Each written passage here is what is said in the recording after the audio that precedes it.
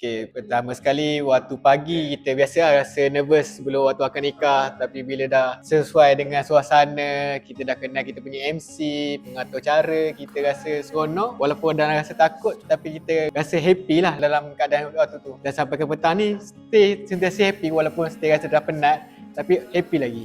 Ingat kenduri, ingat rumah Abang Jamil. Bye.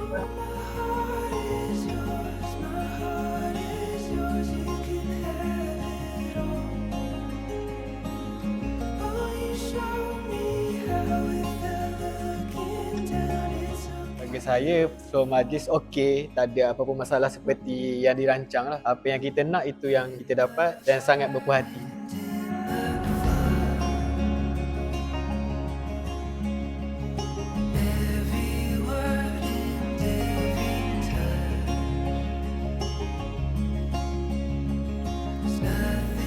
Sebab dia tempat yang cantik, klasik, Yang penting suasana klasik. pantai. Lepas tu kita seronok dengan suasana kat sini. Betul. Dan dia lagi sesuai lah, besar lah. Puasan ni lagi besar berbanding tempat yang dulu lagi tu. Yang penting intimate wedding sebab kita pun nak tak nak orang kata daripada orang luar kan, nak friendly, kawan-kawan yang terapat sampai suasana dia klasik yang Kita impikan kita, lah, kita nak kita aim suasana gitu. klasik tu. Yang paling Betul. penting outdoor wedding tu. Yang tu paling best sekali. Itu yang paling penting, kan? Itu paling penting. Ha.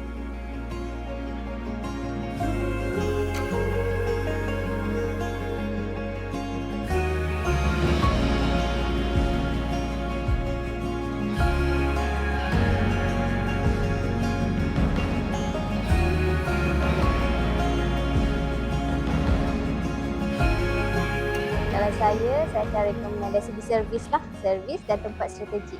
Sebab saya paling suka suasana dia dengan tim yang ada dekat sini, yang pada hari ni. Lepas tu dengan pantai pun semua orang suka pantai kan. Itu paling cantik sekali. Lepas tu dengan design. Sebab tu saya akan sarankan kepada orang lain untuk datang ke sini. Bagi saya 10/10. 9/10.